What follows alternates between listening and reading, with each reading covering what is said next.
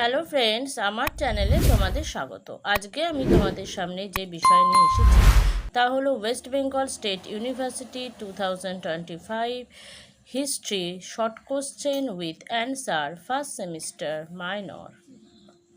শুরু করছি। রাজতরঙ্গিনী কে ছিলেন? এটি কোন রাজ্য সম্পর্কে আলোকপাত করেছিল? রাজতরঙ্গিনী রচয়িতা কলহন। এখানে প্রাচীন কাশ্মীর রাজবংশের সম্পর্কে আলোকপাত করা আছে। 2. হরপ্পা সভ্যতার এমন দুটি প্রত্নকেন্দ্রের নাম করো যেগুলি প্রমাণ করে যে হরপ্পার অধিবাসীরা ধান উৎপন্ন করত। লোথাল, কালীবঙ্গান। লোথালে খননকালে চালের প্রমাণ পাওয়া গেছে, যা হরপ্পা সভ্যতার মানুষের খাদ্য তালিকায় ধানের ব্যবহার একটি গুরুত্বপূর্ণ প্রমাণ। কালীবঙ্গান থেকেও ধানের ব্যবহার সম্পর্কিত প্রমাণ পাওয়া গেছে। 3. মহেঞ্জোদারোয় প্রাপ্ত ব্রোঞ্জের নর্তকী মূর্তির তাৎপর্য কী? এই মূর্তিটি সিন্ধু সভ্যতার শিল্পকলা এবং সংস্কৃতির একটি গুরুত্বপূর্ণ প্রমাণ, যা তাদের ধাতুবিদ্যা এবং বিনোদনের প্রতি আগ্রহের কথা বলে। 4. ঋগ্বৈদিক যুগে দুটি মুদ্রার নাম লেখো। ঋগ্বৈদিক যুগে প্রচলিত মুদ্রার নাম নিষ্ক ও মনা। কৃষিকাজের উল্লেখ আছে এমন দুটি বৈদিক গ্রন্থের নাম উল্লেখ করো। ঋগ্বেদ এবং অথর্ববেদ। ঋগ্বেদে কৃষিকার্যের বিভিন্ন দিক যেমন চাষ, ফসল, সেচ এবং কৃষি সরঞ্জাম সম্পর্কে তথ্য রয়েছে। অথর্ববেদে কৃষি সম্পর্কিত বিভিন্ন মন্ত্র ও জ্ঞান বিদ্যমান, যা বৈদিক যুগে কৃষি পদ্ধতির ওপর আলোকপাত করে। বন্ধুরা, নেক্সট কোশ্চেন বলার আগে একটাই রিকোয়েস্ট, তোমরা ভিডিওটা স্কিপ করবে না, কারণ ভিডিওর শেষে একটি চমক আছে।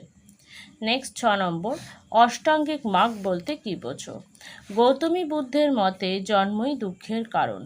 পার্থিব ভোগ তৃষ্ণা হতেই দুঃখের জন্ম, এবং তৃষ্ণাই মুক্তির পরিবর্তে বারংবার জন্মান্তর ঘটায়। সুতরাং তৃষ্ণার অবসানকল্পে বুদ্ধ অষ্টপন্থা বা অষ্টাঙ্গিক মার্গের নির্দেশ দিয়েছেন, যেমন সৎ সংকল্প, সৎ চিন্তা, সৎ বাক্য, সৎ ব্যবহার, সৎ জীবনযাপন, সৎ প্রচেষ্টা, সৎ দৃষ্টি, সম্যক সমাধি।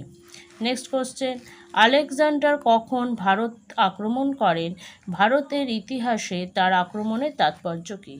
আলেকজান্ডার দ্য গ্রেট খ্রিস্টপূর্বাব্দ 326-এ ভারত আক্রমণ করেন। এর ফলে উপমহাদেশের সভ্যতা ও সংস্কৃতি বিজয়ী গ্রিকদের সভ্যতা ও সংস্কৃতি ও চিন্তাভাবনার সাথে পরিচিত হয়ে ওঠার সুযোগ পায়। নেক্সট, বিন্দুসার কে ছিলেন? মৌর্য রাজবংশের রাজা দ্বিতীয় বিন্দুসার ছিলেন চন্দ্রগুপ্ত মৌর্যের পুত্র। তার মায়ের নাম ছিল দুর্ধরা, স্ত্রীর নাম ছিল ধর্মা। সিংহাসনে আরোহণকালে তিনি অমিত্রঘাত উপাধি গ্রহণ করেন। 9 নম্বর, মেগাস্থিনিস কে ছিলেন? তার গ্রন্থের নাম কি? মেগাস্থিনিস হেলেনিস্টিক যুগের একজন গ্রিক নৃতত্ত্ববিদ এবং অন্বেষক ছিলেন। ইন্ডিকা তার বিখ্যাত রচনা, যা মৌর্য রাজবংশের সময়কার ভারতের একটি বিবরণ প্রদান করে। এই রচনাটি ভারতের প্রাচীনতম পাশ্চাত্য বিবরণগুলির মধ্যে একটি হিসাবে বিবেচিত হয়। 10 নম্বর, কোন পণ্ডিত ব্যক্তি সর্বপ্রথম অশোকের লেখ পাঠ করেন? অশোকের দুটি গুরুত্বপূর্ণ লেখর নাম উল্লেখ করো। অশোকের লেখগুলি মানুষের বোধগম্য মাগধী নামক প্রাকৃত ভাষায় রচিত। 1837 সালে কলিকাতা স্ট্রিটের কর্মচারী ও এশিয়াটিক সোসাইটির সদস্য জেমস প্রিন্সেপ সর্বপ্রথম অশোক লেখর পাঠোদ্ধার করেন। খরষ্টি লিপিতে লেখা শাহবাজ গড়ি এবং মানসেহরায় শিলালিপি অশোকের দুটি গুরুত্বপূর্ণ লেখ। নেক্সট কোশ্চেন 11, কে এবং কখন মৌর্য রাজবংশ উচ্ছেদ করেন?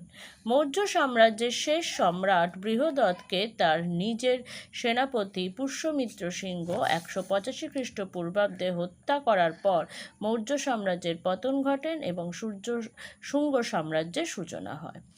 তৃতীয় বৌদ্ধ সঙ্গীত কোন রাজা কী কারণে আহ্বান করেছিলেন?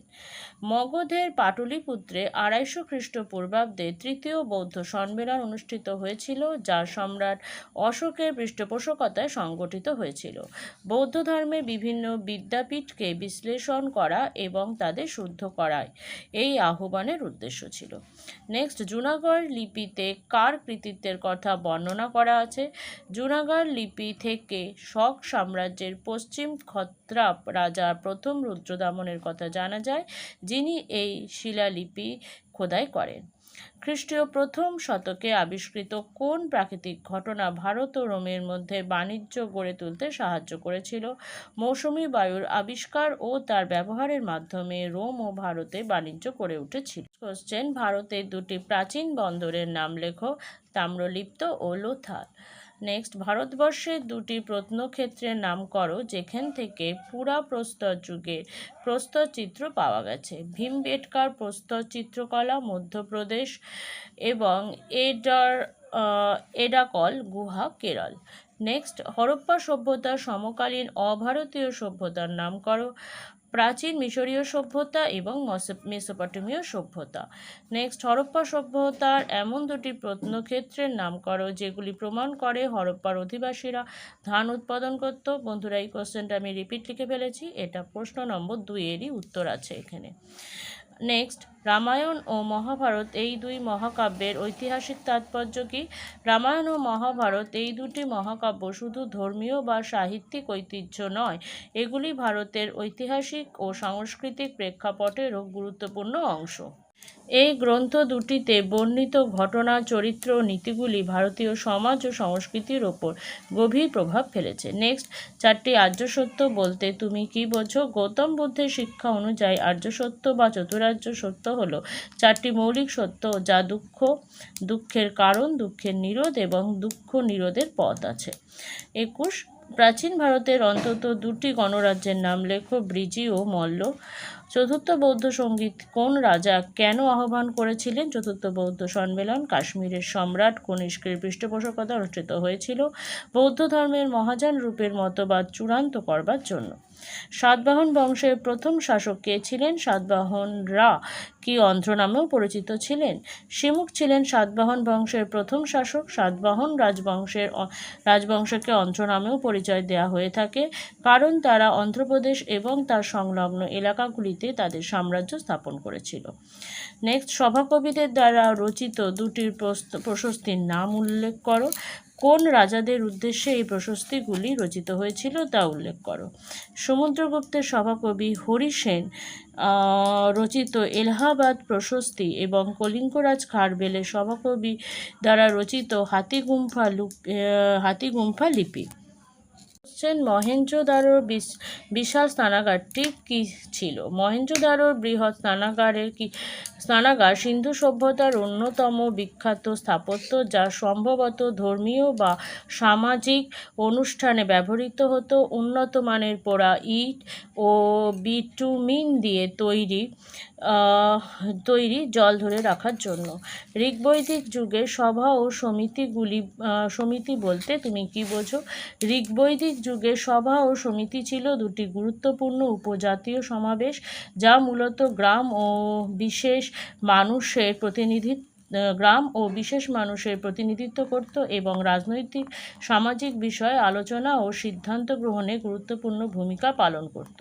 সভা ছিল আকারে ছোট, পরিষদ সমিতি বৃহত্তর পরিষদ। সভাতে গণ্যমান্য ব্যক্তি ও পুরোহিতরা পরিচালনা করত সভা, আর সমিতি গ্রামে সাধারণ মানুষের অংশ নিত। কতজন জৈন তীর্থঙ্কর ছিল? শেষ 2 জন তীর্থঙ্করের নাম লেখো। জৈন ধর্মের প্রবর্তকদের তীর্থঙ্কর বলা হয়। জৈন মতে 24 জন তীর্থঙ্কর বা সত্যদ্রষ্টা এই ধর্মমত প্রচলন করেছিলেন। তাদের মধ্যে শেষ 2 জন তীর্থঙ্করের নাম হলো পার্শ্বনাথ বা মহাবীর। প্রথম 2 জন তীর্থঙ্কর হলেন পার্শ্বনাথ ও মহাবীর। প্রথম তীর্থঙ্কর হলেন সম্ভবত গোসল। এটা চাইনি কোশ্চেনটা, তবু আমি দিয়ে দিলাম। নেক্সট, প্রাচীন ভারতের দুটি প্রজাতান্ত্রিক রাজ্যের নাম লেখো, লিচ্ছবি ও মগধ। নেক্সট, ত্রিরত্ন কি? জৈনগণ মনে করতেন 1 যথার্থ জ্ঞান, 2 বিশ্বাস, 3 সদাচরণ। এই 3টি আদর্শ প্রতিপালন করলে মানুষ কর্মবন্ধন ছিন্ন করে মোক্ষ লাভ করতে সক্ষম হবে। এই 3টি আদর্শ জৈন ধর্মে ত্রিরত্ন নামে অভিহিত হয়। নেক্সট, অর্থশাস্ত্রের রচয়িতা কে ছিলেন? এর মূল বিষয়বস্তু কী ছিল? ঐতিহাসিকগণ মনে করেন অর্থশাস্ত্রের প্রণেতা ও চন্দ্রগুপ্ত মৌর্যের প্রধানমন্ত্রী চাণক্য একই ব্যক্তি। চাণক্য বা কৌটিল্য যে অর্থশাস্ত্র গ্রন্থটি রচনা করেন তাতে মৌর্য রাজত্বের রাজনৈতিক, কূটনৈতিক, অর্থনৈতিক প্রভৃতি নানা বিষয়ে বিবরণ আছে। 31 মৌর্য যুগে ধর্ম মাত্রদের কাজ কী ছিল? সম্রাট অশোক প্রজাদের পারলৌকিক উন্নতি বিধানের দায়িত্ব গ্রহণ করেন, তাই তাদের ধর্মানুসারের প্রতি নজর রাখার জন্যই ধর্ম মহাপাত্র নামক কর্মচারী নিয়োগ করেন। নেক্সট, কুষাণ রাজবংশের শ্রেষ্ঠ শাসক কে ছিলেন? তার রাজধানী কোথায় ছিল?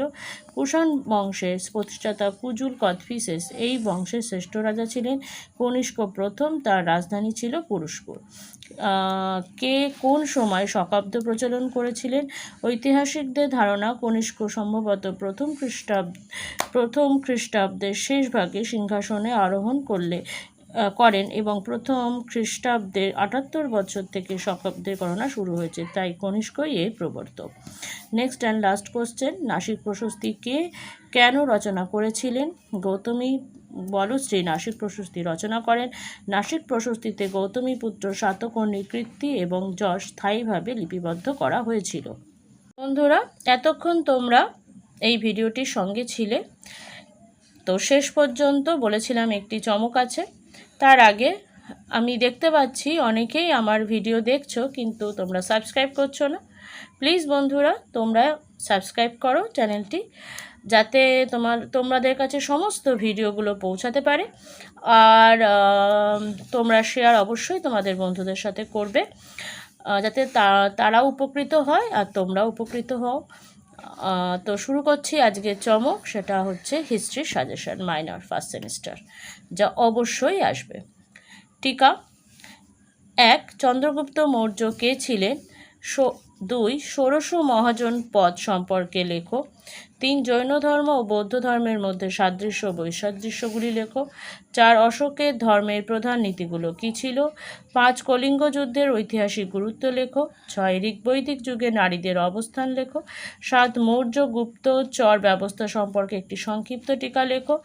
8 আদি কুষাণ শাসকদের সম্পর্কে একটি সংক্ষিপ্ত টিকা লেখো। এবার চলে আসলাম ব্রডে। হরপ্পা সভ্যতার পতনকে তুমি কিভাবে ব্যাখ্যা করবে? মৌর্য শাসন ব্যবস্থা সম্পর্কে একটি সংক্ষিপ্ত টিকা, যদিও এটা ব্রডই হবে। প্রাচীন ভারতবর্ষের কনিষ্কের শাসকদের রাজনৈতিক ও সাংস্কৃতিক গুরুত্বের মূল্যায়ন করো। 4 গৌতমীপুত্র শাতকর্ণীর কৃতিত্ব আলোচনা করো। 5 প্রাচীন ভারতের ইতিহাস নির্ণয়ে লিপি ও মুদ্রার গুরুত্ব। 6 হরপ্পা সভ্যতা কতটা নগরাশ্রয়ী ছিল? 7 আর্যদের আদি বাসস্থান নির্ধারণ সংক্রান্ত সমস্যাটি পর্যালোচনা করো। 8 খ্রিস্টপূর্ব 6ষ্ঠ শতকে মগধ কিভাবে উত্তর ভারতের রাজনীতিকে নিয়ন্ত্রণ করেছিল। বন্ধুরা, এখানেই আজকের মতো শেষ করছি। শর্ট কোশ্চেন উইথ অ্যান্সার এবং সাজেশান আমি দিয়ে দিলাম। তোমরা প্লিজ আমার চ্যানেলটি সাবস্ক্রাইব করবে আর সাবস্ক্রাইবের পাশে থাকা বেল আইকনটি ক্লিক করে অল বাটনটি ক্লিক করবে, সঙ্গে লাইক, শেয়ার এবং কমেন্ট অবশ্যই করবে। তো বন্ধুরা, আমার পাশে এইভাবে থাকার জন্য তোমাদের সবাইকে থ্যাংক ইউ।